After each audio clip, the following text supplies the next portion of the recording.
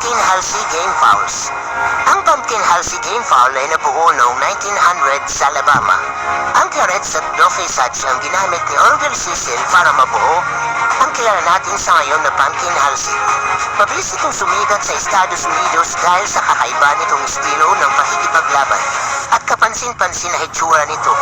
Ito ay dahil sa malalim na karanasan sa pag-unawa ni Cecil sa mga genetics ng manok.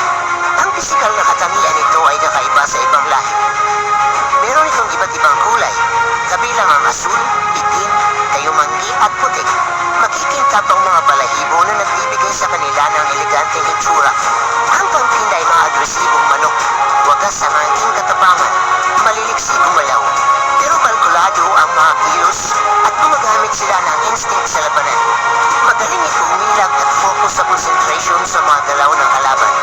Ito ang pinagkakaiba nila sa mga ibang lahi ng manok. Ang magandang crosses sa pumpkin ay ang Kelso, Sweater, Roundheads at Hutches. Sa Pilipinas, marami nang ginawang crosses ang mga magmamanok sa pumpkin. At hindi maikakaila na ang manok na ito ay isa sa pinakapaboritong manok ng mga Pinoy. Sa Pilipinas, si Jun Mendoza ang kilala sa pagtataguyod at nagpaparami ng Pumpkin Halsey na manok.